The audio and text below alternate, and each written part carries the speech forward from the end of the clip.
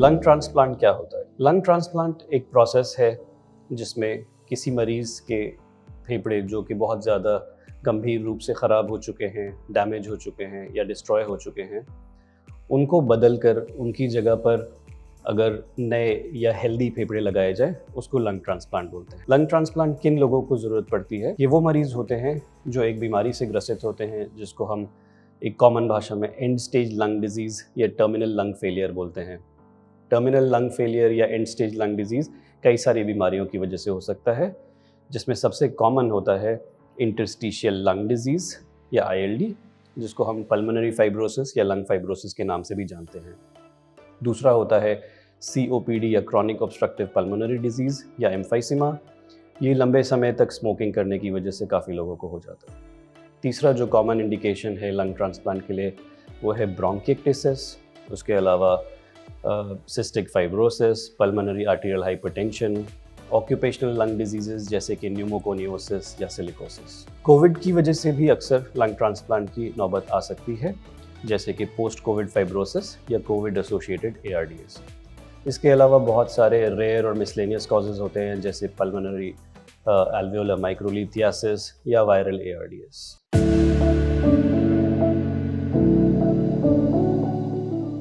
Lung transplant का process क्या होता है?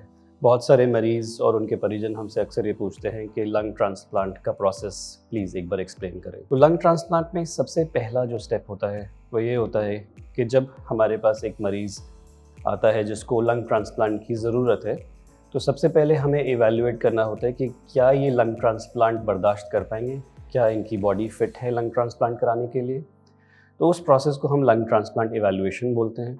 इसमें हम 3 से 5 दिन के लिए मरीज़ को अस्पताल में भर्ती करते हैं और head to toe battery of tests करते हैं, जिससे हम ये असर्टेन कर सकते हैं कि क्या ट्रांसप्लांट की ज़रूरत है। अगर ट्रांसप्लांट की ज़रूरत है तो क्या ये उसके लिए फ़िट हैं। अगर इस इवैल्यूएशन के एंड पे हमारा ये डिसीजन होता है कि ये ट्रांसप्लांट के लिए फ़िट हैं और हमें ट्रांसप्लांट करना चाहिए, तो हम इन मरीज़ों को एक ऑर्गन वेटिंग लिस्ट पे डाल देते हैं।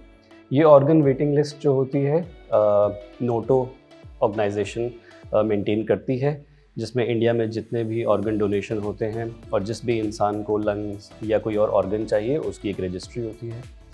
इस रजिस्ट्री पे लिस्ट करने के बाद हम स्टेट लेवल और रीजनल लेवल की रजिस्ट्रीज़ यानी सोटो और रोटो में भी पेशेंट को लिस्ट करते हैं।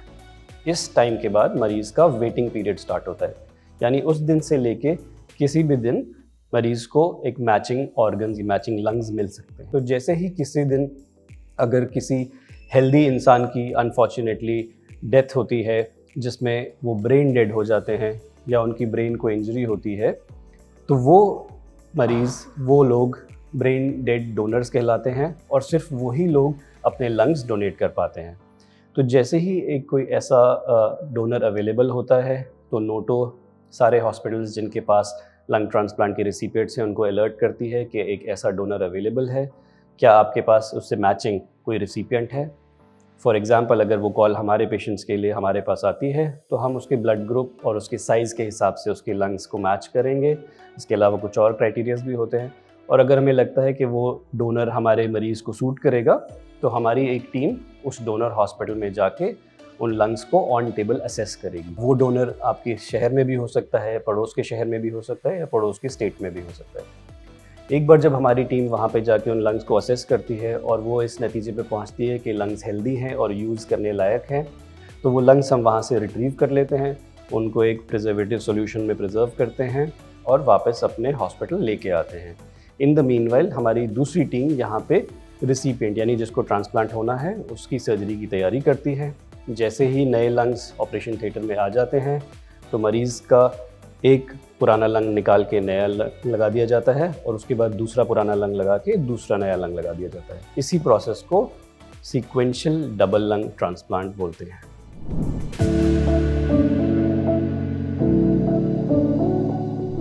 लंग ट्रांसप्लांट एक बहुत ही कॉम्प्लेक्स और लाइफ चेंजिंग प्रोसीजर है। इस सर्जरी को कराने से पहले हम मरीज़ों को और उनके परिजनों को अवगत कराते हैं कि लंग ट्रांसप्लांट से उनकी लाइफ पे क्या फ़र्क पड़ेगा, उसको समझ लेना बहुत ज़्यादा इम्पॉर्टेंट है। ना सिर्फ इसके बेनिफिट्स समझना इम्पॉर्टेंट है बट इससे रिलेटेड कॉम्प्लिकेशंस को समझना भी बहुत ज़रूरी होता है। लंग ट्रांसप्लांट में क्योंकि हम किसी और इंसान के लंग्स आपकी बॉडी में लगा रहे हैं, तो ज़िंदगी भर आपकी बॉडी उन नए लंग्स के साथ फाइट करती रहती है, क्योंकि वो उन लंग्स को कभी भी सेल्फ नहीं मानती। वो हमेशा उनको as a foreign object treat करती है, जैसे कि हमारी बॉडी किसी बैक्टीरिया वायरस को ट्रीट करती है। तो ज़िंदगी भर वो उसको रिजेक्ट करने की कोशिश करती है। इसी वजह से लंग ट्रांसप्लांट के सारे पेशेंट्स को लाइफ लॉन्ग इम्यूनोसप्रेशन लेना पड़ता है। इम्यूनोसप्रेसिव मेडिसिन्स वो होती हैं जो रिजेक्शन को प्रिवेंट करती हैं। इनको हम कॉमन भाषा में एंटी रिजेक्शन मेडिसिन्स भी बोलते हैं। यानी ये हमारे इम्यून सिस्टम को उस लेवल तक दबा के रखेंगे कि हम उस नए ऑर्गन को पहचान ना पाएँ कि ये हमारी बॉडी का है या किसी और से आया है।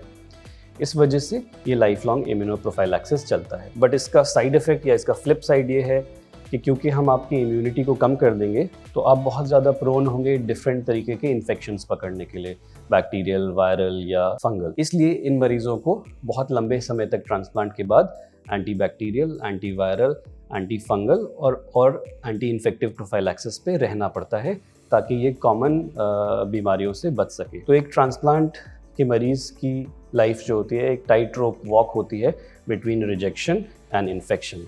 इसीलिए बहुत ज़्यादा इम्पॉर्टेंट होता है कि ट्रांसप्लांट के बाद ट्रांसप्लांट के मरीज़ और उनकी फैमिली कंटिन्यूसली अपनी ट्रांसप्लांट टीम के साथ जुड़े रहें। इसको हम मरीज़ की सेकंड मैरिज भी बोलते हैं, क्योंकि हमेशा के लिए हमारा उनसे एक नाता जुड़ जाता है। उनको डेली बेसिस पे अपने कुछ टेस्ट्स की रिपोर्ट्स हमें बतानी होती है। इससे हम अर्ली रिजेक्शन या अर्ली इन्फेक्शन को पकड़ सकते हैं, और अगर हम इन इन्फेक्शन और रिजेक्शन को अर्ली स्टेजेस पे पकड़ सकते हैं तो हम उसको प्रॉम्प्टली ट्रीट कर सकते हैं, और जो नए लंग्स लगाए गए हैं उनकी लाइफ प्रोलॉन्ग हो जाती है। कोई भी सर्जरी अगर हम कराते हैं तो बहुत इम्पॉर्टेंट होता है हमारे दिमाग में ये क्वेश्चन कि इसका क्या सक्सेस रेट है।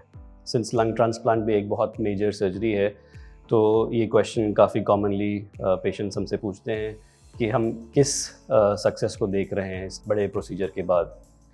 तो लंग ट्रांसप्लांट का सक्सेस जो होता है वो हम कुछ टाइम फ्रेम्स में डिवाइड करते हैं, जैसे कि 1 year survival, 5 year survival, 10 year survival और 20 ईयर सर्वाइवल। तो 1 ईयर सर्वाइवल की अगर हम बात करते हैं तो वो होता है अराउंड 85 to 90%, 5 ईयर सर्वाइवल होता है close to 65%, 10 year survival is close to 40% और 20 year survival is close to 20%। अब ये स्टैटिस्टिक्स एक एवरेज स्टैटिस्टिक्स हैं, और ये मरीज़ टू मरीज़ वेरी करती हैं। ये इंस्टीट्यूट टू इंस्टीट्यूट वेरी करती हैं कि कितने एक्सपीरियंस्ड या सेंटर पे आपने ट्रांसप्लांट कराया, और ऑल्सो ये डिपेंड करती हैं कि किस बीमारी के लिए ट्रांसप्लांट किया गया। बट ये जो नंबर्स मैंने आपको बताया ये एक एवरेज फिगर है। एक important statistics lung transplant survival में ये होती है कि अगर ट्रांसप्लांटेड मरीज़ पहला साल अच्छे से क्रॉस कर जाता है, यानी अपनी फर्स्ट लंग एनिवर्सरी मना लेता है, तो उसके बाद ये सारे नंबर्स सिग्निफिकेंटली राइज कर जाते हैं, यानी उसका लॉन्ग टर्म सर्वाइवल बढ़ जाता है। लंग ट्रांसप्लांट का सर्वाइवल सिर्फ अच्छी सर्जरी पे नहीं डिपेंड करता, बट अच्छे फॉलोअप पे भी डिपेंड करता है। यानी जैसे मैंने पहले बताया था कि अपनी ट्रांसप्लांट टीम के साथ कंटिन्यूसली जुड़े रहना बहुत ज़्यादा ज़रूरी है। कोई छोटा मोटा इवेंट भी आपके नए लंग्स को डैमेज कर सकता है, तो हमें हमेशा अपनी टीम से जुड़े रहना चाहिए, और जो उनके इंस्ट्रक्शंस होते हैं जिसमें दवाइयाँ टाइम पे लेना, एक प्रॉपर फिजियोथेरेपी और रिहैबिलिटेशन करना, और समय से समय पे ब्रोंकोस्कोपीज़, सर्विलेंस ब्रोंकोस्कोपीज़ कराना, ताकि हम अर्ली रिजेक्शंस पिक कर सकें, बहुत ज़्यादा महत्वपूर्ण होता है।